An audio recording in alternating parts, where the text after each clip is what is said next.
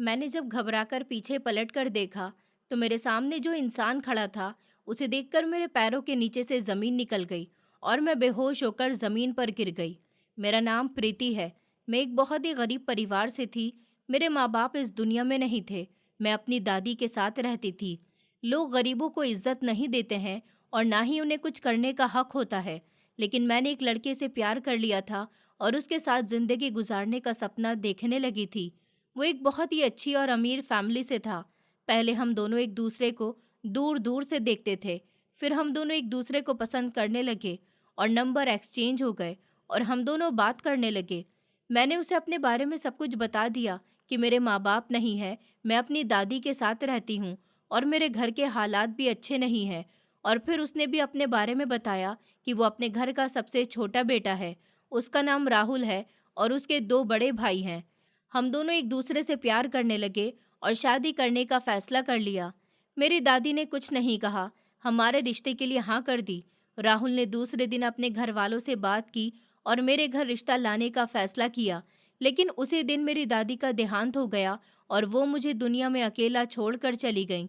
उनके चले जाने से मुझे ऐसा लग रहा था कि मैं बिल्कुल अनाथ हो चुकी हूँ। मैं घर में जहाँ भी देखती थी, मुझे सब कुछ सुनसान और वीरान लगने लगा था। और अब बस मेरी आखिरी उम्मीद राहुल था। लेकिन राहुल के घरवालों ने शादी के लिए साफ मना कर दिया था। उनका कहना था कि वो राहुल की शादी किसी अच्छे घर में करेंगे, जहां बहुत सारा दहेज भी मिले। तो जैसी गरीब लड़की से हम अपने बेटे की शादी नहीं करेंगे। और उन लोगों ने राहुल के लिए लड़की देखना भी शुरू कर दिया था। लेकिन राहुल, वो तो मुझसे ही शादी करना चाहता था। वो मेरे पास आया। उसके चेहरे पर बेबसी थी। उसे देखकर मुझे ऐसा लगा कि वो शायद मुझसे कुछ कहना चाहता है। लेकिन जब उसने मेरी हालत देखी तो वो रुक गया। उसे पता चला कि मेरी दादी अब इस दुनिया में नहीं है और अब मेरा इस दुनिया में कोई नहीं है। वो मुझसे शादी के लिए मना करने आया था, लेकिन मेरी हालत देखकर उसने अपना फैसला बदल लिया और वो मुझसे बोला कि मैं तुमसे शादी करना चाहता हूँ। मेरे माँ बाप का चाहे जो भी फैसला हो, लेकिन मैं तुमसे शादी करूँगा। तुम मेरे साथ चलो। वो मुझे अपने साथ कोर्ट ले गया और वहाँ उसने अपने कुछ दोस्तों को गवाह बना लिया और मुझसे कोर्ट मैरिज कर ली। हम दोनों की शादी हो गई थी, लेकिन मेरे दिल में एक अजीब सा डर था कि अब आगे क्या होगा। और अब राहुल के घर वालों को हमारी शादी के बारे में बताना था। उसके घर वाले तो ये सोच रहे थे कि वो मुझ जैसी मुसीबत से जान छुड़ाकर आएगा, फिर वो लोग उसकी शादी एक अमीर घर में कर देंगे। लेकिन उन्हें नहीं पता था कि राहुल ने मुझसे शादी कर ली है और फिर राहुल मुझे अपने साथ अपने घर ले गया। जब वहाँ सब लोगों को पता चला कि हम दोनों ने शादी कर ली है, तो उसके घर का पूरा माहौल ही बदल गया और उसके दोनों बड़े भाई और पिताजी बहुत ही गुस्से में आ गए। उन सब ने राहुल को बहुत बातें सुनाई और उससे कहा कि हम इस शादी को नहीं मानते। तुम इस लड़की को जहाँ से लेकर आए हो वहीं छोड़ आओ, वरना अच्छा नहीं होगा। लेकिन राहुल ने मेरा हाथ और मजबूती से पकड़ लिया और बोला कि मैं अब इसका हाथ कभी नहीं छोड़ूंगा। ये मेरी पत्नी है और अगर इस घर में नहीं रहेगी तो मैं भी नहीं रहूंगा। और वो मुझे इस घर से दूर ले आया और अपने घर वालों से सारे रिश्ते नाते खत्म कर दिए। मैंने उसे समझाने की बहुत कोशिश की कि ऐसा मत करो, वो तुम्हारे घर वाले हैं, तुम्हारा अपना परिवार है। तो वो बोला कि अब तुम ही मेरा परिवार हो और वो लोग तुम्हारी इज्जत नहीं कर सकते, तो मैं भी उनकी इज्जत नहीं कर सकता। मुझे उन लोगों से कोई मतलब नहीं है। राहुल के घर से थोड़ा दूर राहुल के पिताजी का एक घर था। वो घर पर पुराना सा था। राहुल मुझे वहीं लेकर गया था। उस घर की हालत बहुत बुरी थी और हम दोनों वहीं रहने लगे थे। वो कमरा बन वहाँ पर कमरा बना हुआ था, जहाँ पर एक चारपाई रखी हुई थी और थोड़ा बहुत सामान था। राहुल उसी टूटी हुई चारपाई पर लेट गया और उसके कंधे पर सर रखकर मैं भी वहीं लेट गई। आज हमारी शादी की रात थी, लेकिन कोई खुशी नहीं थी। मेरी आंखों से आंसू बह रहे थे और दिल में डर था कि अब आगे क्या होगा। उसने मुझे चुप कराया और बोला कि रो मत, मैं तुम्हारे साथ हूँ। वो मुझे सहारा दे रहा था और मेरे लिए वही बहुत था जो मुझे सुकून दे रहा था। कमरे में बिल्कुल सन्नाटा था, बस एक टूटी हुई खिड़की से कमरे में हवा आ रही थी। मैंने उससे कहा कि शायद मैं तुम्हारे लिए ठीक नहीं हूँ। जब से मैं तुम्हारी जिंदगी में आई हूँ, तुम्हारे साथ कुछ भी ठीक नहीं हो रहा। अब तो तुम अपने परिवार से ही दूर हो गए हो। उसने एकदम मेरा हाथ पकड़ लिया और कहा कि ये बात अब कभी अपने दिल पर मत लाना। तुम मेरा प्यार हो, मेरी जिंदगी हो, तुम मेरे साथ हो, मेरे लिए वही बहुत है।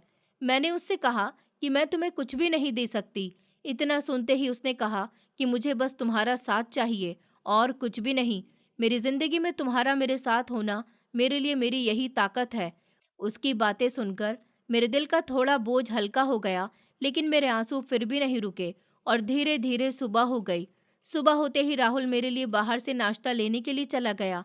उसके पास ज़्यादा पैसे नहीं थे, लेकिन फिर भी वो मेरे लिए नाश्ता लेकर आया था। दोनों ने साथ में बैठकर नाश्ता किया। नाश्ता करने के बाद वो मुझसे बोला कि मुझे कोई ना कोई काम तलाश करना चाहिए, तभी हम दोनों का खर्चा चल सकेगा। मैं बाहर जाता हूँ, थोड़ी देर के बाद वापस आ जाऊँगा। मैंने कहा ठीक है, लेकिन जल्दी आना। लेकिन मेरे दिल में एक डर था जो मुझे अंदर से बार बार हिला रहा था। मैं सोच रही थी कि वो लड़का जो अपने घर का कभी लाडला हुआ करता था, वो आज मेरे लिए दर दर की ठोकरें खा रहा है और मजदूरी करने के लिए भी तैयार है। और फिर मैंने खुद को संभाला और कमरे में चारों तरफ देखा तो बहुत ही गंदगी थी और टूटा फूटा सामान, सब कुछ ऐसे ही पड़ा हुआ था। मैंने वहीं पास में पड़ी हुई एक झाड़ू उठाई और सफाई शुरू कर दी। मैंने सारा सामान एक जगह इकट्ठा किया। मैंने चारपाई को ठीक से सेट किया और दो बॉक्स को साथ में जोड़कर एक टेबल बना दिया। और मुझे वहीं पर एक पुराना चूल्हा मिला जिसके साथ सिलेंडर था। मैंने उसकी सफाई की और उसे ठीक से सेट कर दिया। और वहीं पड़े हुए थोड़े से बर्तन मैं बाहर से पानी भरकर लाई और उन्हें धो दिया ताकि इस्तेमाल में आ जाए। मैं अभी ये सब कुछ कर ही रही थी कि तभी राहुल वापस आ गया। उसने चारों तरफ नजर घुमाई। साफ कमरा, सब कुछ अपनी जगह पर सेट हुआ हुआ था। ये सब देखकर उसके चेहरे पर एक मुस्कुराहट आ गई और वो बोला, तुमने तो इस खंडर को घर बना दिया। मैंने उसकी तरफ देखे बिना कहा कि हाँ, और कुछ करने के लिए यहाँ पर था भी तो नहीं, और आप भी नहीं थे। मैं यहाँ क्या करती, इसलिए मैं सफाई करने लगी। फिर मैंने राहुल की तरफ देखा और कहा, कोई काम मिला? तो उसने अपना सर नीचे झुका लिया और कहा कि नहीं, कोई काम नहीं मिला। तो मैंने कहा कि कोई बात नहीं है, इतना परेशान मत हो, कोई ना कोई काम मिल जाएगा। उसने हाँ में सर हिला दिया और फिर बोला, लाओ मुझे सिलेंडर दो, मैं सिलेंडर में गैस भरवा कर लेकर आता हूँ। और फिर वो चला गया और थोड़ी देर के बाद वापस आया और मैंने उससे कहा कि ये सब कैसे चलेगा? हमारी ज़िंदगी अभी शुरू हुई है और हमारे पास कुछ भी नहीं है। मेरे घर का भी थोड़ा बहुत सामान था, लेकिन किराया ना देने की वजह से मकान मालिक ने उसे अपने पास रख लिया। मेरी आवाज़ भारी हो गई थी और मेरी आंखों में आंसू आ गए थे। वो मेरे पास आया और अपने दोनों हाथों से मेरा चेहरा पकड़ लिया, जैसे कोई बहुत प्यार से फूल थाम लेता है, और अपनी उंगलियों से मेरे आंसू साफ करने लगा और बोला, सामान से क्या होता है? तुम ही मेरा घर हो, तुम ही मेरा परिवार हो और तुम ही मेरा सब कुछ हो। और तुम बिल्कुल भी टेंशन मत लो, मैं सब कुछ ठीक कर दूंगा। उसने मुझे अपने गले लगा लिया और उसके सीने से लगकर मुझे ऐसा लगा कि मेरी सारी टेंशन पल भर के लिए दूर हो गई। थोड़ी देर दोनों ऐसे ही खड़े रहे। उसने मेरी तरफ देखा और बोला कि छोड़ो इन सब बातों को, जिनके पास कुछ नहीं होता वो भी तो अपनी ज़िंदगी गुजार लेते हैं, और हमारे पास तो हम दोनों हैं। मैं कुछ ना कुछ कर लूँगा, सब कुछ ठीक हो जाएगा। और दोपहर हो गई थी। राहुल बाहर से ही हम दोनों के लिए खाना ले आया था। हम दोनों ने साथ में बैठकर खाना खाया। खाना खाने के बाद वो बोला कि मैं अपना लैपटॉप और फ़ोन ले आता हूँ, मुझे कुछ काम करना है। और फिर धीरे धीरे करके वक्त गुजरने लगा और कभी कभार हमारे पास राहुल की माँ का फ़ोन आ जाता था। राहुल अपनी माँ का लाडला था और सबसे छोटा बेटा था। वो उससे बहुत प्यार करती थी और वो फ़ोन करती रहती थी। उन्होंने उससे कहा था कि बेटा घर वापस आ जाओ, लेकिन राहुल ने अपने भाइयों की वजह से घर वापस जाने से साफ मना कर दिया था। लेकिन वो अपनी माँ से बात करता रहता था। हालात बदलते जा रहे थे और अब तो ऐसा वक्त आ गया था कि राहुल के पास बिल्कुल ही पैसे खत्म हो चुके थे और हम दोनों को कुछ समझ नहीं आ रहा था कि हम क्या करें। तभी मेरा ख्याल मेरे कानों में पड़ी सोने की बालियों पर गया जो मेरी दादी ने मुझे दी थी। मैंने हिम्मत करके राहुल से कह दिया और उससे कहा कि ये ले लो और ये बाली जाकर बेच दो, कुछ दिन हमारा गुजारा हो जाएगा। तो उसने साफ इनकार कर दिया और कहा कि नहीं, मैं तुम्हारी कोई चीज़ बेचने नहीं दूंगा, मैं कुछ ना कुछ कर लूँगा, तुम्हें ये सब कुछ करने की ज़रूरत नहीं है। हम अभी ये बात कर ही रहे थे कि तभी दरवाज़ा खुला और राहुल की माँ घर के अंदर आ गई। राहुल जाकर अपनी माँ के गले लग गया। फिर उन्होंने मेरे पास आकर मेरे सर पर प्यार से हाथ फेरा। उन्होंने कुछ पैसे राहुल को दिए और कहा कि बेटा, तुम्हें परेशान होने की ज़रूरत नहीं है, तुम्हारी माँ अभी जिंदा है। राहुल ने अपनी माँ से पैसे लेने से भी मना कर दिया तो उन्होंने कहा कि बेटा, तुम कैसी बातें कर रहे हो? जो कुछ हमारा है वो तुम्हारा ही तो है, और तुम परेशान मत हो। मैं तुम्हारे पिताजी से बात करूंगी, सब कुछ ठीक हो जाएगा। मैं तुम्हें वापस बुला लूंगी। फिर वो हमारे पास बैठी और उन्होंने हमसे ढेर सारी बातें की, और थोड़ी देर के बाद वो वापस चली गईं। और फिर इसी तरह कभी कभार राहुल की माँ हमारे घर पर आती थी। एक दिन राहुल ने मुझे बताया कि उसे एक ज़रूरी काम के लिए बाहर जाना है। कुछ दिनों बाद उसका वो काम हो जाएगा तो वापस आ जाएगा। वो मुझे 15 दिन के लिए अकेला छोड़कर जा रहा था, और मैं डर रही थी कि मैं किस तरह से अकेले रहूंगी। फिर उसने मुझे समझाया कि मुझे परेशान होने की ज़रूरत नहीं है, मैं जल्दी ही वापस आ जाऊंगा और फिर सब कुछ ठीक हो जाएगा। वो मुझसे इतना कहकर चला गया और मैं उसके वापस आने का इंतज़ार करने लगी। राहुल मुझे कुछ पैसे देकर गया था, जिससे मेरा खर्च चल रहा था। धीरे धीरे करके वक्त गुजरने लगा। मैंने राहुल को फ़ोन करने की बहुत कोशिश की, उसका कुछ पता नहीं चल रहा था। मुझे समझ नहीं आ रहा था कि कैसा कौन सा काम है जो वो इतना बिजी हो गया। उसे मेरी एक बार याद तक नहीं आई। मैं रोज़ दरवाजे के पास बैठकर उसका इंतज़ार किया करती थी, इस उम्मीद में कि शायद जल्दी ही वो वापस आ जाए, लेकिन ऐसा नहीं हुआ। धीरे धीरे करके वक्त गुजरने लगा। वो 15 दिन का कहकर गया था, लेकिन आज पूरे 25 दिन हो चुके थे और वो नहीं आया था। मेरा दिल बहुत ज़्यादा घबरा रहा था। तभी एक दिन अचानक दरवाजे पर दस्तक हुई। दरवाजे की तरफ गई, मुझे लगा कि राहुल आ गया है। मैंने खुशी से दरवाज़ा खोला, लेकिन सामने राहुल नहीं था, बल्कि 2 आदमी खड़े थे जिनके हाथ में एक सूटकेस था। मैंने उनसे कहा कि कौन है आप लोग? तो उन्होंने कहा कि क्या आप राहुल की पत्नी है? मैंने कहा कि हाँ, मैं उनकी पत्नी हूँ। क्या हुआ बताइए मुझे। तो उन्होंने कहा कि वो अब इस दुनिया में नहीं रहे। एक कार एक्सीडेंट में उनका देहांत हो गया और उनकी हालत इतनी बुरी थी कि हम उन्हें यहाँ तक नहीं ला सकते थे। ये उनका कुछ सामान है जो आपको देने आ गए। ये सुनते ही मेरे पैरों की ज़मीन निकल गई। मेरी हालत बहुत बुरी हो गई थी। मैं रोते रोते ज़मीन पर बैठ गई और वो लोग वहाँ से चले गए। राहुल मेरा एक आखिरी सहारा था और अब वो भी इस दुनिया में नहीं था। मैं अब अकेले कैसे रहूंगी? ये सब बातें मेरे दिमाग में चल रही थी। मेरी तो जैसे दुनिया ही हिल गई थी। मैं बर्बाद हो गई थी। ये बात जब राहुल के भाइयों को और उसके माँ बाप को पता चली तो वो लोग मेरे पास आए। राहुल की माँ को मुझसे हमदर्दी थी, लेकिन उसके भाइयों को और उसकी पत्नियों को मैं जहर लगती थी। वो लोग तो मुझे उल्टा ताने दे रहे थे कि मैं ही उनके भाई को खा गई। कोई मुझे सहारा देने वाला नहीं था। तब राहुल की भाभी ने कहा कि तुम हमारे घर पर काम कर सकती हो।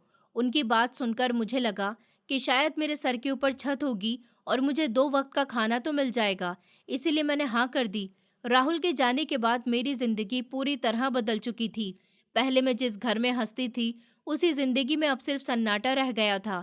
मैं अब राहुल के भाई के घर जाकर उन्हीं के साथ रहने लगी थी, क्योंकि मेरे पास और कोई जगह नहीं थी जहां मैं जा सकती थी। मैं बिल्कुल अकेली पड़ चुकी थी। मेरे अपने माँ बाप पहले ही इस दुनिया में नहीं थे और राहुल ही मेरा सब कुछ था। उसके जाने के बाद ऐसा लग रहा था जैसे मेरी पूरी दुनिया खत्म हो गई हो। शुरू शुरू में मुझे लगा था कि शायद राहुल के भाई और भाभी मेरा सहारा बनेंगे, क्योंकि आखिर मैं उनके अपने भाई की पत्नी थी। लेकिन धीरे धीरे मुझे समझ आने लगा था कि मैं उस घर में किसी अपने की तरह नहीं, बल्कि बोझ की तरह रह रही हूँ। राहुल की भाभी मुझसे बहुत काम करवाती थी। उन्होंने मुझे कभी इंसान नहीं समझा था। उनके लिए मैं बस एक काम करने वाली औरत थी, जिसे हर वक्त काम में लगे रहना चाहिए। मेरा पूरा रूटीन बदल चुका था। मैं सुबह अंधेरा रहते उठ जाती थी। सबसे पहले पूरे आंगन में झाड़ू लगाती, फिर पानी भरना, फिर चूल्हा संभालना, फिर सबके लिए चाय बनाना, उसके बाद बर्तन धोना, कपड़े धोना और फिर पूरे घर की साफ सफाई करना। यही मेरी जिंदगी बन गई थी। सुबह से लेकर रात तक मैं बस काम करती रहती थी और बदले में मुझे सिर्फ ताने मिलते थे। अगर कहीं थोड़ा पानी गिर जाए तो ताना, अगर कपड़े ठीक से ना सूखे तो ताना। मुझे ऐसा लगने लगा था जैसे मैं इंसान नहीं, मशीन हूँ जो बस काम करने के लिए बनी है। राहुल का जो सामान था, उसका सूटकेस, उसके कपड़े, उसका फ़ोन, मैं अक्सर चुपके से निकाल कर देखती रहती थी। जब सब सो जाते थे, तब मैं उसके फ़ोन से हमारी पुरानी तस्वीरें देखती थी। कभी हम दोनों हंस रहे होते थे, कभी घूमने गए होते थे, कभी उसने मेरी फ़ोटो खींची होती थी।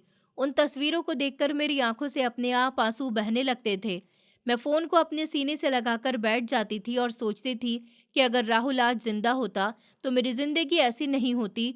वो मुझे कभी इस हाल में नहीं रहने देता। कभी कभी मैं इतना टूट जाती थी कि मुझे लगता था कि मुझे भी मर जाना चाहिए। आखिर मैं किसके लिए जी रही हूँ? मेरे पास ना कोई खुशी बची थी, ना कोई सपना बचा था। मुझे लगता था अगर मैं मर जाऊँगी, तो शायद ये दर्द, ये तकलीफ़ सब खत्म हो जाएगा। लेकिन फिर एक दिन मेरी ज़िंदगी में ऐसा मोड़ आया, जिसने मुझे दोबारा जीने की वजह दे दी। मुझे पता चला कि मैं माँ बनने वाली हूँ। जब मुझे ये बात पता चली, तो मैं बहुत देर तक रोती रही, लेकिन उस दिन मेरे आँसू दुःख के नहीं थे। उस दिन मुझे पहली बार लगा था कि राहुल पूरी तरह मुझसे दूर नहीं गया। उसका एक हिस्सा अभी भी मेरे अंदर ज़िंदा है। मैंने अपने पेट पर हाथ रखा था और खुद से कहा था कि अब मुझे जीना होगा, सिर्फ अपने लिए नहीं, अपने बच्चे के लिए। मुझे पहली बार ज़िंदगी में एक उम्मीद मिली थी। मैंने सोचा था कि शायद अब सब बदल जाएगा, शायद राहुल की भाभी भी मेरे साथ थोड़ा अच्छा व्यवहार करेंगी, क्योंकि अब मैं अकेली नहीं थी। मेरे अंदर राहुल की निशानी पल रही थी, लेकिन ऐसा कुछ नहीं हुआ।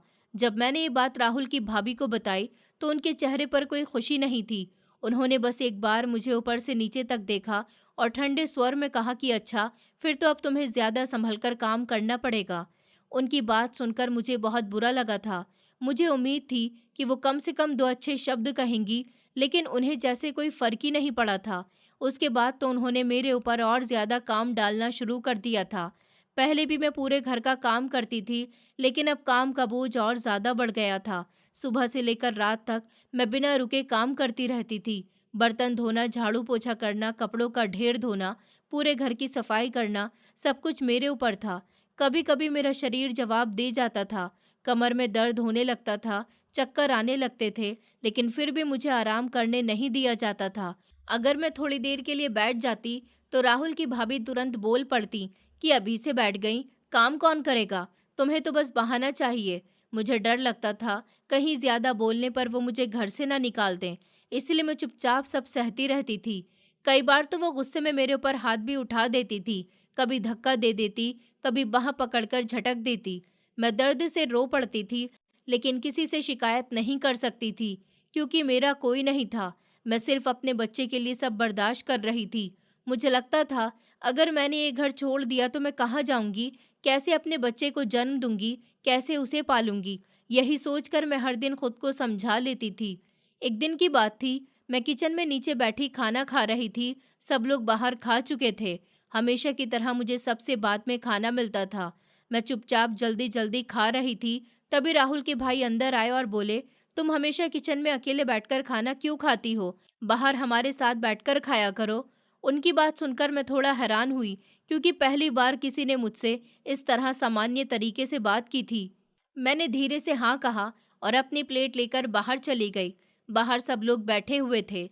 मैं डरते-डरते एक कोने में बैठ गई। तभी राहुल की भाभी ने मेरी तरफ देखा, फिर राहुल के भाई की तरफ देखकर बोली, "इसको इसकी औकात में ही रखना, वरना ज़्यादा सड़ चढ़ जाएगी।"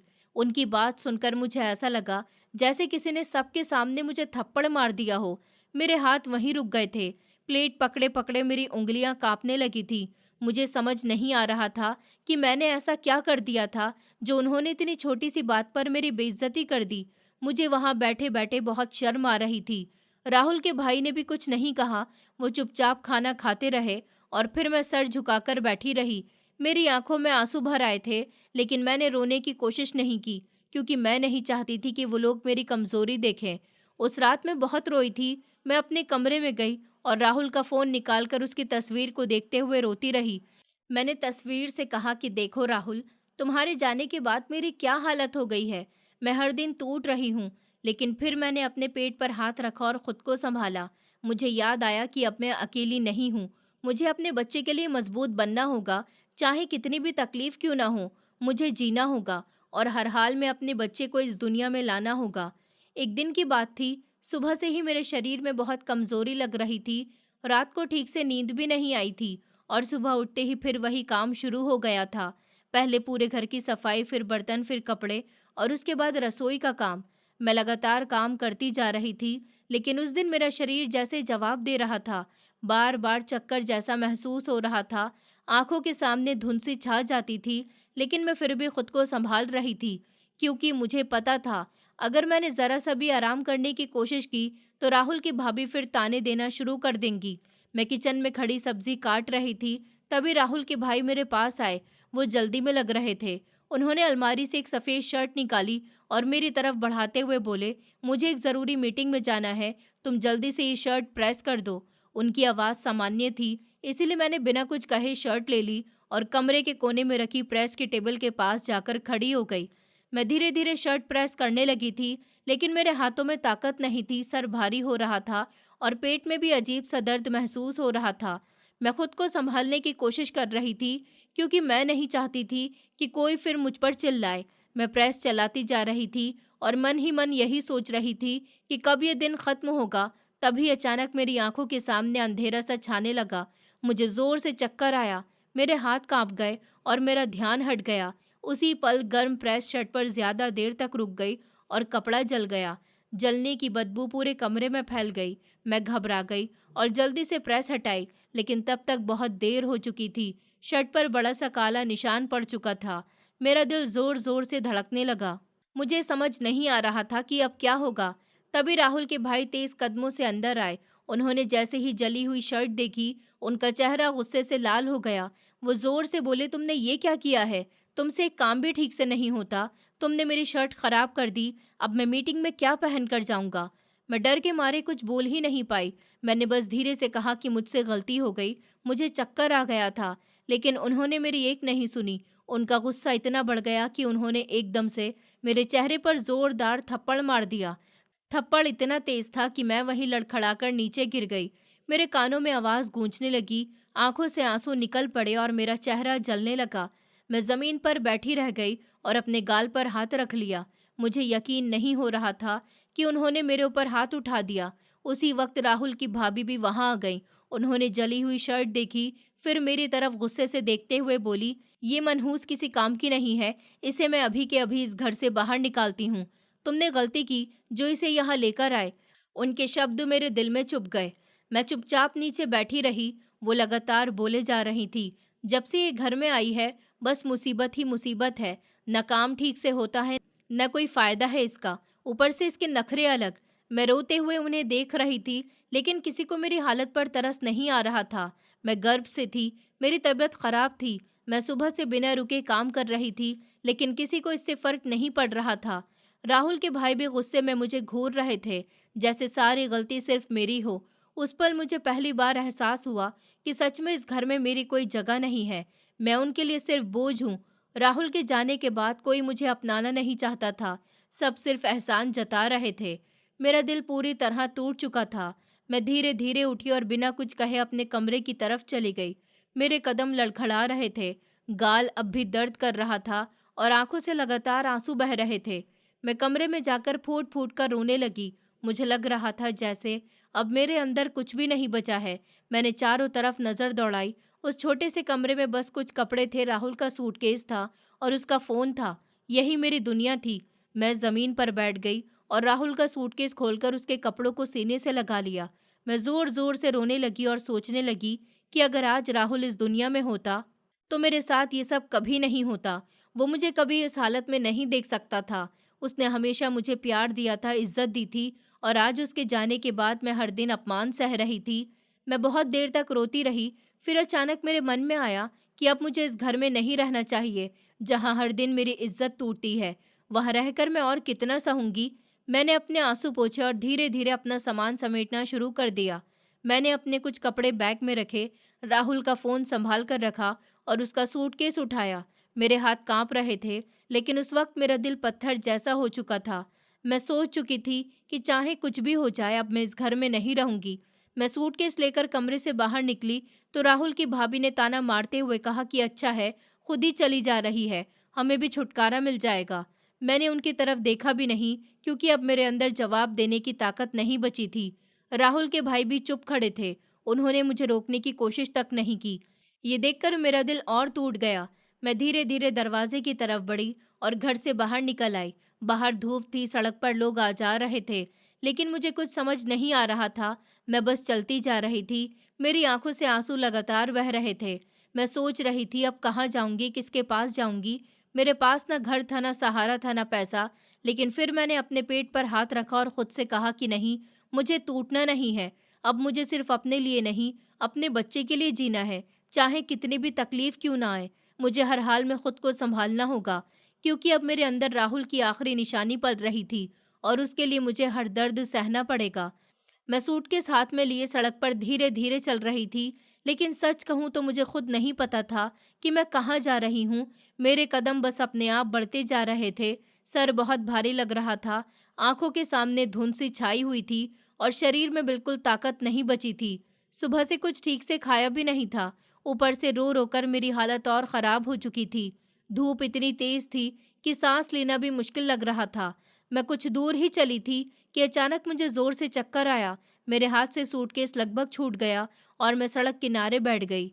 मेरा दिल बहुत तेज धड़क रहा था। मैं समझ नहीं पा रही थी कि अब क्या करूं, कहाँ जाऊं, किसके पास जाऊं।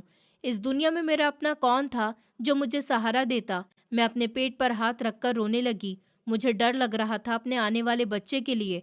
मैं सोच रही थी, अगर मुझे कुछ हो गया तो मेरे बच्चे का क्या होगा। मैं बहुत देर तक वहीं बैठी रही। फिर मैंने अपने आंसू पोंछे और सूटकेस को अपनी तरफ खींच लिया। शायद मैं बस ऐसे ही उसे देख रही थी, तभी मेरी नज़र सूटकेस के अंदर रखे एक छोटे से कागज़ पर पड़ी। उस पर एक पता लिखा हुआ था और उसके साथ एक चाबी भी रखी हुई थी। मैं कुछ पल तक उसे देखती रही। मुझे समझ नहीं आया कि ये किस जगह का पता है और ये चाबी किसकी है। मैंने पहले कभी ये चीज़ें नहीं देखी थी। शायद राहुल ने इन्हें सूटकेस में रख छोड़ा था, लेकिन कभी मुझे बताया नहीं था। मेरे मन में बहुत सारे सवाल आने लगे। आखिर राहुल ने ये सब मुझसे छिपाकर क्यों रखा था? और अगर ये जगह उसकी थी, तो वो मुझे कभी वहाँ क्यों नहीं लेकर गया? लेकिन उसी वक्त जाने क्यों, मेरे दिल में एक आवाज़ आई कि मुझे एक बार उस जगह जाकर देखना चाहिए। शायद वहाँ मुझे मेरे सवालों के जवाब मिल जाएँ, शायद राहुल मेरे लिए कुछ छोड़ गया हो। मेरे पास वैसे भी अब कोई और रास्ता नहीं था, इसलिए मैंने हिम्मत की और धीरे-धीरे उस पते की तरफ जाने लगी। रास्ते भर मेरा दिल धड़कता रहा। मैं बार-बार सोच रही थी कि कहीं मैं गलत जगह तो नहीं जा रही, लेकिन फिर मैं खुद को संभालती रही। कुछ देर बाद मैं उस पते पर पहुंच गई। वहां एक छोटा लेकिन बहुत ही सुंदर सा घर था। घर बाहर से ही साफ-सुथरा लग रहा था। दीवारों पर हल्का रंग था और दरवाजे पर बड़ा सा ताला लगा हुआ था। मैं कुछ पल तक उस घर को देखती रही, फिर कांपते हाथों से मैंने चाबी निकाली और ताले में लगाई। जैसे ही चाबी घुमाई, ताला खुल गया। मेरा दिल और जोर से धड़कने लगा। मैंने धीरे से दरवाज़ा खोला और अंदर चली गई। घर के अंदर कदम रखते ही मैं हैरान रह गई। अंदर सब कुछ बहुत साफ-सुथरा था। ऐसा लग ही नहीं रहा था कि ये घर लंबे समय से बंद पड़ा है। बाहर एक बड़ा हॉल था, उसमें एक अच्छा-सा सोफ़ा रखा था। उसके सामने टीवी था, कोने में छोटी-सी मेज़ रखी हुई थी और खिड़कियों पर साफ पर्दे लगे हुए थे। घर में हल्की-सी खुशबू भी आ रही थी, जैसे अभी-अभी सफाई हुई हो। मैं धीरे-धीरे पूरे घर को देखने लगी। अंदर 2 कमरे थे और दोनों बहुत अच्छे से सजे हुए थे। मुझे समझ ही नहीं आ रहा था कि ये सब क्या है। ऐसा लग रहा था जैसे यहाँ कोई रहता हो या फिर किसी ने इस घर को हमेशा रहने के लायक बना के रखा हो। मैं अभी घर को देख ही रही थी कि तभी अंदर वाले कमरे से एक औरत बाहर आई। उसे देखकर मैं घबरा गई, क्योंकि मुझे नहीं पता था वो कौन है। लेकिन वो मुझे देखकर बिल्कुल भी हैरान नहीं हुई, बल्कि उसने मुस्कुराकर कहा कि आप आ गईं। उसकी बात सुनकर मैं और चौंक गई। मैंने तुरंत पूछा, तुम कौन हो? क्या तुम मुझे जानती हो? वो औरत बहुत शांत आवाज में बोली कि हाँ, मेरा नाम प्रिया है और मैं ही अब तक इस घर की देखभाल करती आई थी, लेकिन आज से ये आपका घर है और अब आप ही इस घर में रहेंगी। मैं उसकी बातें सुनकर उसे बस देखती रह गई। मुझे कुछ समझ ही नहीं आ रहा था। मैंने घबराकर पूछा, मेरा घर? लेकिन कैसे? वो बोली, आप राहुल जी की वाइफ है ना? मैंने धीरे से कहा कि हाँ। तो वो मुस्कुराई और बोली, राहुल जी ने बहुत पहले ही कह दिया था कि अगर कभी वो आपके साथ ना हो तो ये घर आपका होगा। उन्होंने मुझे सिर्फ इस घर की देखभाल के लिए रखा था, ताकि जब भी आप आएँ आपको कोई परेशानी ना हो। उसकी बातें सुनकर मेरी आंखें भर आईं। मुझे यकीन नहीं हो रहा था कि राहुल ने मेरे लिए इतना सब सोच रखा था। जब सब लोग मुझे बोझ समझ रहे थे, तब राहुल पहले से मेरे लिए एक सुरक्षित जगह छोड़ गया था। प्रिया ने फिर मेरी तरफ एक और चाबी बढ़ाई और बोली, ये अलमारी की चाबी है, अब सब कुछ आपका है। मैं उससे और बहुत कुछ पूछना चाहती थी। मैं जानना चाहती थी कि राहुल ने ये घर कब लिया था, क्यों लिया था और उसने मुझे कभी बताया क्यों नहीं। लेकिन वो जल्दी में लग रही थी। उसने बस इतना कहा कि अब आप चिंता मत कीजिए और फिर वो वहां से चली गई। मैं दरवाजे पर खड़ी उसे जाते हुए देखती रह गई। पूरा घर शांत था। मैं धीरे धीरे अंदर आई और चारों तरफ देखने लगी। इतने दिनों के बाद पहली बार मुझे ऐसा लग रहा था जैसे मैं किसी सुरक्षित जगह पर हूँ, जहाँ कोई मुझ पर चिल्लाने वाला नहीं है, कोई ताने देने वाला नहीं है, कोई मुझे धक्का देने वाला नहीं है। मैं धीरे से सोफे पर बैठ गई और रोने लगी, लेकिन इस बार मेरे आंसू सिर्फ दुख के नहीं थे, उनमें राहत भी थी। मुझे लग रहा था जैसे राहुल अब भी कहीं न कहीं मेरे साथ है। मैं कुछ देर बाद उठी और अंदर वाले कमरे में गई। वहाँ एक बड़ी अलमारी रखी थी। मैं उसके सामने खड़ी रही, फिर काँपते हाथों से चाबी लगाई। जैसे ही मैंने अलमारी खोली, मेरी आँखें हैरानी से फैल गईं। उसके अंदर बहुत सारे पैसे रखे हुए थे। इतने पैसे मैंने अपनी ज़िंदगी में कभी भी एक साथ नहीं देखे थे। मैं कुछ पल तक समझ ही नहीं पाई कि ये सब सच है या सपना। मेरे हाथ काँपने लगे। मैं पीछे हट गई। फिर धीरे-धीरे मुझे समझ आने लगा कि ये सब राहुल मेरे लिए छोड़ कर गया था। उसने शायद पहले ही सोच लिया था कि अगर कभी वो इस दुनिया में न रहे, तो मुझे किसी के सामने हाथ ना फैलाना पड़े, मुझे किसी की बेइज्जती ना सहनी पड़े। मुझे अचानक राहुल की हर बात याद आने लगी, उसका मेरा ख़्याल रखना, उसका हर छोटी बात पर कहना कि मैं तुम्हें कभी अकेला नहीं छोड़ूँगा। उस वक़्त मैं फूट-फूट कर रो पड़ी, क्योंकि वो सच में मुझे अकेला छोड़कर नहीं गया था। उसने जाते-जाते भी मेरे जीने का सहारा छोड़ दिया था। उस दिन मुझे पहली बार लगा कि शायद ऊपर वाले ने मेरे लिए अभी सब रास्ते बंद नहीं किए हैं। शायद मेरी ज़िंदगी अभी पूरी तरह ख़त्म नहीं हुई थी। मैं अलमारी के सामने खड़ी थी और लगातार उन पैसों को देखे जा रही थी। मेरे हाथ अब भी काँप रहे थे। दिमाग में बस एक ही बात घूम रही थी कि राहुल मुझे अकेला छोड़कर भी मेरा कितना ख़्याल रख कर गया था। मेरी आँखों से लगातार आँसू बह रहे थे। मैं कभी अलमारी को देखती, कभी उस घर को, जहाँ हर चीज़ इतनी सँभाल कर रखी गई थी, जैसे कोई हर दिन मेरा इंतज़ार कर रहा हो। मैं धीरे-धीरे पीछे मुड़ी और कमरे में रखी कुर्सी पर बैठ गई। मेरा दिल बहुत भारी हो चुका था। इतने दिनों की तकलीफ़, अपमान, दर्द, अकेलापन, सब कुछ एक साथ मेरे अंदर उमड़ रहा था। मैं बस यही सोच रही थी कि अगर राहुल आज मेरे साथ होता, तो मुझे ये सब कभी न सहना पड़ता। तभी अचानक मुझे पीछे से किसी की आवाज़ सुनाई दी। आवाज़ बहुत जानी-पहचानी सी थी। इतनी जानी-पहचानी कि मेरा दिल एक पल के लिए रुक गया। मेरे पूरे शरीर में सिहरन दौड़ गई। मैं धीरे-धीरे पीछे पलटी और जैसे ही मैंने सामने खड़े इंसान को देखा, मेरे पैरों तले ज़मीन खिसक गई, मेरी सांस अटक गई, आँखें फैल गईं और मेरे हाथ काँपने लगे। मेरे सामने जो इंसान खड़ा था, उसे देखकर मेरे होश उड़ गए। वो कोई और नहीं बल्कि राहुल था। वही चेहरा, वही आँखें, वही आवाज़। मैं उसे बस देखती रह गई। मुझे समझ ही नहीं आ रहा था कि ये सपना है या सच। मेरे दिमाग ने मानने से इनकार कर दिया कि जो आदमी सबकी नज़रों में मर चुका था, वो मेरे सामने खड़ा है। मैं कुछ बोल भी नहीं पाई। तभी मेरी आंखों के सामने अंधेरा छाने लगा, सब धुंधला होने लगा और मैं बेहोश होकर नीचे गिर गई। जब मुझे होश आया तो मैंने खुद को अस्पताल में पाया। कमरे में दवाइयों की हल्की खुशबू थी, मेरे हाथ में ड्रिप लगी हुई थी और मैं धीरे-धीरे आंखें खोल रही थी। तभी मेरी नज़र सामने खड़े इंसान पर पड़ी और उसे देखते ही मेरी आंखों से आंसू निकल पड़े। वो सच में राहुल था। वो वहीं खड़ा था और मुझे देख रहा था। मैं एकदम से उठी और जाकर उसे कसकर गले लगा लिया। मैंने उसे इतनी मजबूती से पकड़ा हुआ था, जैसे अगर मैंने छोड़ा तो वो फिर से कहीं गायब हो जाएगा। मेरे अंदर का सारा दर्द बाहर निकल रहा था। मैं रोई जा रही थी और बस यही कह रही थी कि राहुल तुम जिंदा हो, राहुल तुम सच में जिंदा हो। उसने भी मुझे बहुत प्यार से पकड़ रखा था। उसके हाथ मेरे सर पर थे और वो मुझे शांत कराने की कोशिश कर रहा था। उसकी आंखें भी नम थीं। वो धीरे-धीरे कह रहा था कि मैं राहुल हूँ, मैं तुम्हारा राहुल हूँ। मैं वापस आ गया हूँ, तुम्हें छोड़कर कहीं नहीं जाऊँगा। तुम परेशान मत हो, मैं मरा नहीं था, मैं ज़िंदा हूँ। उसकी आवाज़ सुनकर मेरा दिल जैसे दोबारा धड़कने लगा। इतने दिनों का दर्द एक पल में बाहर निकल आया। मैं रोते हुए उससे सवाल पूछना चाहती थी, लेकिन मेरे शब्द टूट रहे थे। मैं बस उसे छूकर यकीन कर रही थी कि वो सच में मेरे सामने है। कुछ देर के बाद उसने मुझे बैठाया और पानी पिलाया और फिर बोला कि अभी तुम कमज़ोर हो, पहले घर चलते हैं, मैं तुम्हें सब कुछ बताऊँगा। मैं चुपचाप उसे देखती रही, फिर धीरे से सर हिला दिया। अस्पताल से निकलकर वो मुझे अपने साथ उसी घर में ले आया। रास्ते भर मैं उसे देखती रही। मुझे डर था कि कहीं ये सपना न हो। वो गाड़ी चला रहा था और बार-बार मेरी तरफ देखकर मुस्कुरा रहा था। जैसे उसे भी यकीन नहीं हो रहा था कि हम फिर साथ बैठे हैं। रास्ते में उसने गाड़ी रोकी और मेरे लिए खाना लिया। उसने कहा तुमने ठीक से कुछ खाया नहीं होगा। मैं उसे बस देखती रही, क्योंकि इतने दिनों बाद फिर से उसका इस तरह मेरा ख्याल रखना मुझे अंदर तक तोड़ भी रहा था और जोड़ भी रहा था। हम दोनों घर पहुंचे। बाहर हॉल में बैठकर हमने साथ में खाना खाया। इतने दिनों बाद मैं किसी अपने के साथ बैठी थी, वरना तो मैं बस अकेले रोते हुए खाना खाती थी। खाना खाते वक्त भी मेरी नज़रें बार-बार राहुल पर चली जाती थी। मुझे अब भी यकीन नहीं हो रहा था कि वो मेरे सामने बैठा है। खाना खत्म होने के बाद हम दोनों सोफे पर बैठ गए। तब उसने लंबी सांस ली और बोला, अब मैं तुम्हें सब कुछ सच सच बताता हूँ। उसने धीरे धीरे बताना शुरू किया कि उसने अपनी मौत का झूठा नाटक क्यों किया था। उसने कहा, जब हम दोनों साथ थे तब एक दिन अचानक उसे उसकी माँ का फोन आया। उनकी आवाज़ बहुत घबराई हुई थी, वो रो रही थी।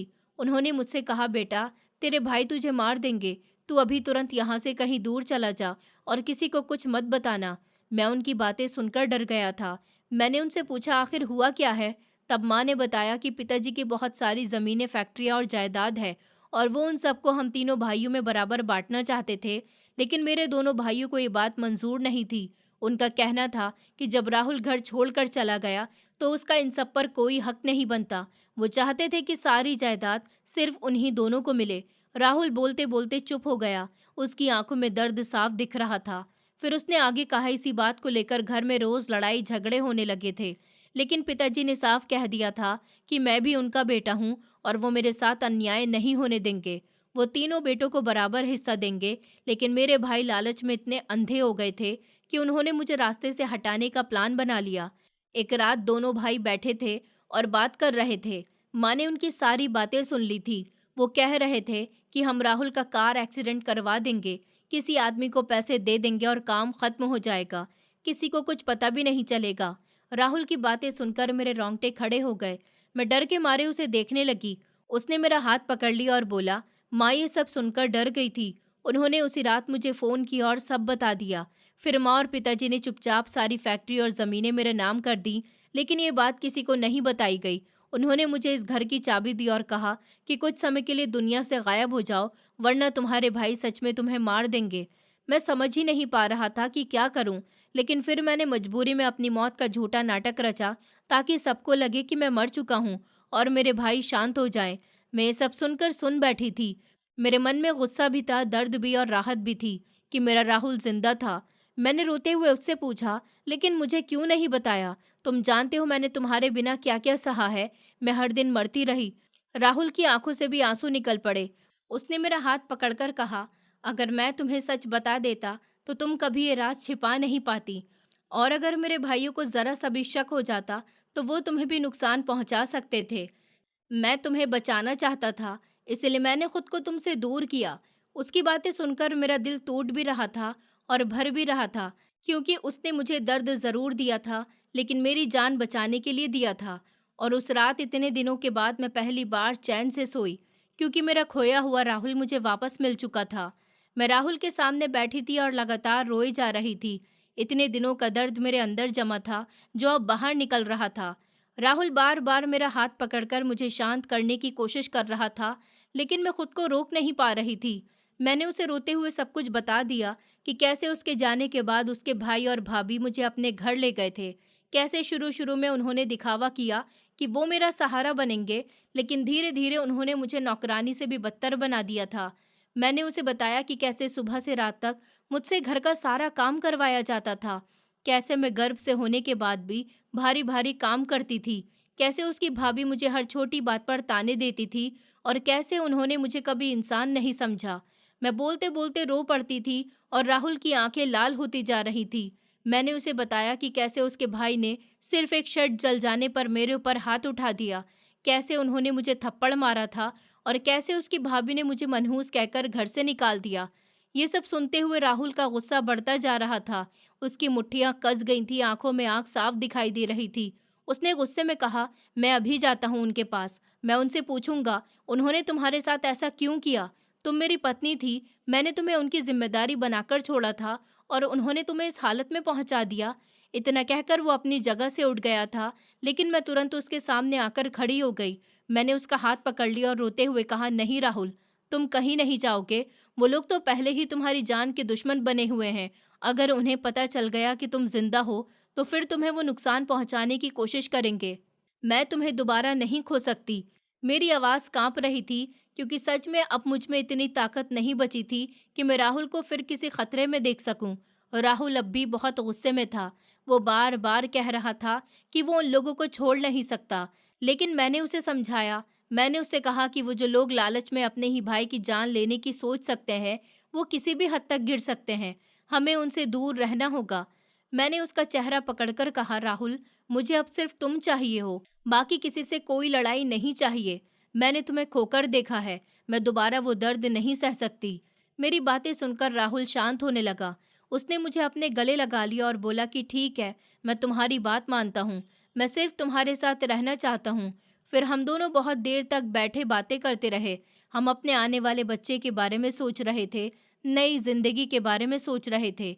राहुल ने मुझे बताया कि उसके मम्मी पापा ने सारी फैक्ट्री और ज़मीनें चुपचाप उसके नाम कर दी थी और काफ़ी पैसे भी उसके पास थे।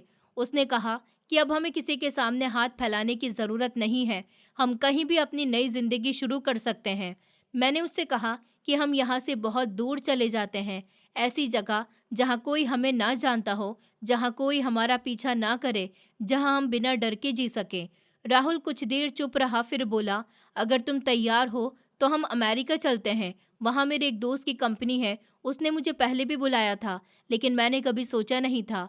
अब शायद वही सही रहेगा। उसकी बात सुनकर मैं कुछ पल चुप रही, फिर मैंने धीरे से कहा, अगर तुम मेरे साथ हो तो मैं कहीं भी चलने को तैयार हूँ। मुझे बस सुकून चाहिए, डर से दूर जिंदगी चाहिए। राहुल मुस्कुराया और बोला, अब तुम्हें कभी कोई तकलीफ नहीं होने दूंगा। उसके बाद हमने जल्दी जल्दी सब तैयारी करनी शुरू कर दी।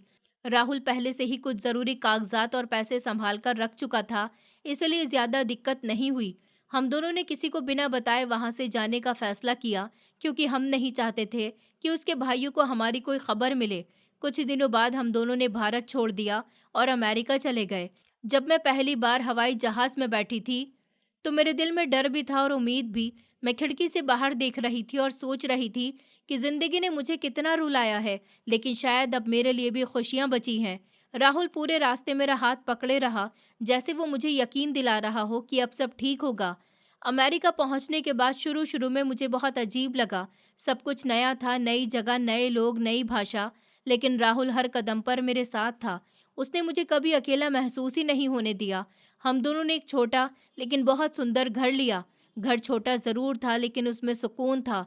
वहाँ कोई ताने देने वाला नहीं था, कोई मुझे नीचा दिखाने वाला नहीं था। सुबह मैं राहुल के साथ चाय पीती थी, फिर हम दोनों साथ खाना बनाते थे, कभी बाहर घूमने चले जाते थे, कभी बच्चे के लिए छोटी-छोटी चीज़ें खरीदते थे। धीरे-धीरे मेरी ज़िंदगी बदलने लगी, मैं फिर से मुस्कुराना सीख रही थी। राहुल पहले से भी ज़्यादा मेरा ख़्याल रखता था। वो मुझे आराम करने को कहता, समय पर दवा देता और हर रात मेरे पेट पर हाथ रखकर हमारे बच्चे से बातें करता। उसे देखकर मुझे लगता था कि शायद ऊपर वाले ने मेरी सारी तकलीफ़ों के बाद मुझे ये खुशी दी है। कुछ महीनों बाद मैंने एक प्यारी सी बेटी को जन्म दिया। जब राहुल ने पहली बार उसे गोद में उठाया, तो उसकी आंखों में आंसू आ गए। उसने मेरी तरफ देखकर कहा कि अब हमारी ज़िंदगी पूरी हो गई। हम दोनों ने अपनी बेटी का नाम खुशी रखा। उस दिन मैंने पहली बार महसूस किया कि शायद दर्द हमेशा नहीं रहता, एक दिन खुशी भी वापस आती है। हम दोनों वहाँ अपनी छोटी सी लेकिन बहुत अच्छी ज़िंदगी जीने लगे। राहुल अपनी कंपनी संभालता था और मैं घर और बेटी को संभालती थी। शाम को हम तीनों साथ बैठते, खाना खाते, बातें करते और मैं अक्सर सोचती थी कि अगर उस दिन मैं टूट जाती, अगर मैंने जीने की उम्मीद छोड़ दी होती, और शायद मैं ये खुशी कभी नहीं देख पाती। अब मेरी ज़िंदगी में डर कम और सुकून ज़्यादा था और इतने सालों बाद मुझे सच में लगने लगा था कि अब मैं खुश हूँ। हम दोनों की ज़िंदगी अब बहुत सुकून में चल रही थी। राहुल और मैं अपनी बेटी के साथ हर दिन खुश रहते थे।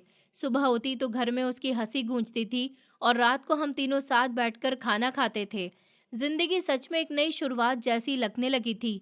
वो सारे पुराने दर्द अब धीरे धीरे पीछे छूट रहे थे और मैं खुद को फिर से जीते हुए महसूस कर रही थी। एक दिन अचानक राहुल के फोन पर उसके पिताजी का कॉल आया। उस आवाज में बहुत दर्द और थकान साफ सुनाई दे रही थी। वो बहुत ही परेशान थे और बोल रहे थे कि बेटा, अब हमसे और सहा नहीं जाता। तुम्हारे दोनों भाइयों ने हमें घर से निकाल दिया, हमें ओल्ड एज होम में रखवा दिया। अब हम अकेले हैं और समझ नहीं आ रहा क्या करें। हमारी आखिरी उम्मीद तुम ही हो। ये बात सुनकर राहुल एक पल के लिए चुप हो गया। उसके चेहरे पर गुस्सा भी था और दुख भी, क्योंकि जिस पिता ने उसे पाला था, आज वही इतने बेसहारा हो गए थे। राहुल ने बिना देर किए उनसे कहा, पिताजी, आप परेशान मत हो, मैं हूं ना, मैं अभी आपके लिए सब इंतजाम करता हूँ। आप वहीं रहिए, मैं आपके अमेरिका आने के टिकट और वीज़ा की व्यवस्था कर रहा हूँ। अब आप अकेले नहीं रहेंगे। मैं पास ही खड़ी सब सुन रही थी। मेरे मन में बहुत सारी बातें चल रही थी, लेकिन मैंने कुछ नहीं कहा, क्योंकि मुझे पता था राहुल अपने माता पिता से बहुत प्यार करता है और उनके लिए कुछ भी कर सकता है। कुछ ही दिनों में राहुल ने सारी तैयारी कर दी और उसके पिताजी और उसकी माँ दोनों अमेरिका आ गए। जब वो एयरपोर्ट से हमारे घर पहुंचे, तो पहले तो राहुल बहुत भावुक हो गया था। राहुल अपनी माँ को देखकर रो पड़ा था और उसकी माँ ने उसे गले लगाकर बहुत देर तक रोया था। घर आते ही जब उन्होंने पहली बार अपनी पोती को गोद में लिया, तो उनके चेहरे पर एक अलग ही खुशी आ गई थी। वो उसे बार बार देख रहे थे, उसे चूम रहे थे और कह रहे थे कि ये हमारी खुशी है, ये हमारा पूरा परिवार है। उस पल ऐसे लगा जैसे सालों का सारा दर्द एक पल में खत्म हो गया हो। धीरे धीरे उन्होंने मुझे भी अपनाना शुरू कर दिया। राहुल की माँ तो मुझे पहले ही स्वीकार कर चुकी थी, लेकिन उसके पिता थोड़े शांत रहते थे। शुरू में उन्हें थोड़ा समय लगा, लेकिन जब उन्होंने देखा कि मैं उनके बेटे और पोती का कितना ख्याल रखती हूँ, तो उनका दिल भी पिघल गया।